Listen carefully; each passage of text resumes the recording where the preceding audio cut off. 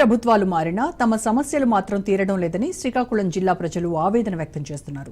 ప్రతి సోమవారం జరిగే ప్రజా సమస్యల పరిష్కార వేదికలో వందల మంది తమ సమస్యలను కలెక్టర్కు అర్జీ పెట్టుకోవడానికి వస్తున్నారు. ఎన్నిసార్లు గ్రీవెన్స్కి వచ్చి అర్జీలు పెట్టుకున్నా పట్టించుకోవడం లేదంటున్నారు. సమస్యలు వింటున్నారు, పరిష్కరిస్తామని చెప్తున్నారు, కానీ తమ సమస్యకు మాత్రం పరిష్కారం దొరకడం లేదంటున్నారు. కలెక్టరేట్ నుంచి మరింత సమాచారం మా ప్రతినిధి సౌమ్య అందిస్తారు.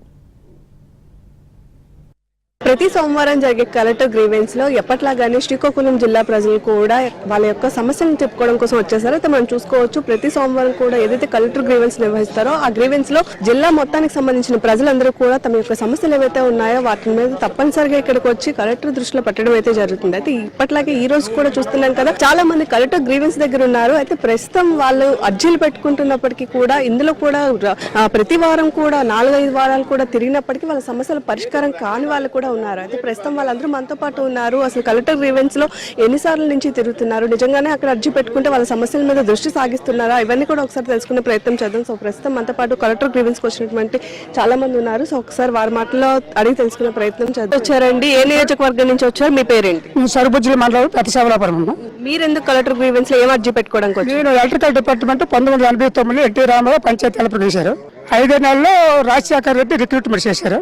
మొన్న 2024 31/5/2024 రిటైర్మెంట్ అయ్యాను. నేను నిజాయితీగా 36 సంవత్సరాలుగా నిజాయితీగా ఎక్కడ రూపాయి తీసుకోవడంగా లేదు. అది మా అధికారులకు ఇష్టం లేదు. నాకు ఎప్పటికప్పుడు డ్యూటీ వంతుండగా అటుకోటలో వంతుండగా నా విధుల నుంచి తొలగించారు. దాని ప్రకారం నేను కోర్టుకు కూడా వెళ్ళాను. కోర్టు ఆర్డర్ కూడా 2022 11/4 ఇచ్చారు.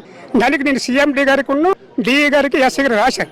నాకు ఎంతవరకు రిటైర్మెంట్ అడ్జస్ట్ కొట్టలేదు, నాకు రావాల్సిన బెనిఫిట్స్ ఇవ్వలేదు. నా కోర్టు ఆర్డర్ ప్రకారం 2016 9 నెలలో లైన్ మీద ఇచ్చారు. అక్కడ నుంచి నాకు ఎటువంటి బెనిఫిట్స్ కానీ నాకు ఇంక్రిమెంట్లు కానీ బెనిఫిట్స్ ఇవ్వలేదు. కోర్టు ఆర్డర్ నాకు అదే 2016 నుంచి ఇవ్వమని చెప్పింది. ఇప్పటి వరకు అవ్వలేదు. అర్జీ పెట్టుకున్నారు. నేను 100 సార్లు డివిజన్ ఆఫీస్కి వెళ్ళాను. ఇంకా ఇప్పటికే ఎంచకపోతే కార్పొరేట్ ఆఫీస్ CMD ప్రతి 2 లక్షల వరకు స్పందన. CMD దగ్గరికి వెళ్తే CMD దగ్గర అక్కడ కింద స్థాయి సిబ్బంది ఏమో అడ్డుకున్నారు. నాకు ఎటువంటి 2 సార్లు ఫిర్యాదు తీసుకున్నారు. నాకు ఎంక్వైరీకి కూడా వచ్చాయి. ఎంక్వైరీ ఎప్పుడు 2024 2వ నెలలో వచ్చేటప్పుడు నాకు ఎటువంటి ఇన్ఫర్మేషన్ ఇవ్వలేదు. వాళ్ళు ఎవరెవరికి నోటీసులు వెళ్ళాయో వాళ్ళు అడ్జస్ట్మెంట్ చేసుకుని చెప్పారు. కలెక్టరేట్ ఇది ఫస్ట్. అంటే నాకు లాయర్ గారు ఏమన్నారంటే, నీకు ఆర్డర్ ఇచ్చాను, గ్రీవెన్స్ వెళ్ళి అన్నారు. అధికారులతో అయిపోతుంది, సమస్య పరిష్కారం అయిపోతుంది అనుకోండి. ఇప్పుడు నేను రిటైర్మెంట్ అయిపోయి 11 మాసాలు అయింది. నాకు ఎటువంటిది రెస్పాన్స్ లేదు. VPF రావాల్సింది కూడా రాదు. మండలం మెట్టూరు నుండి వచ్చామమ్మా. నేరేడ్ రెవెన్యూలో 344లో 93 సెంట్లు జరాయితీ భూమి కలదు. దళితులు 6 కుటుంబాలది. ఒక్కొక్కరికి 15 సెంట్లు భూమి కలదు. 2009 నుండి నేటి వరకు మా 1B అడంగులు మాన్యువల్ పాస్బుక్ లో ఉన్నాయి, ఆన్లైన్ పాస్బుక్ ఇమ్మంటున్నాం. దీనికి సంబంధించి రియల్ ఎస్టేట్ వ్యాపారి ఎల్కెన్ జగన్మోహన్ రావు అనే వ్యక్తి ఆవిడ నిశాన్ పోర్టల్ తీసుకుని వెళ్ళి ఆవిడ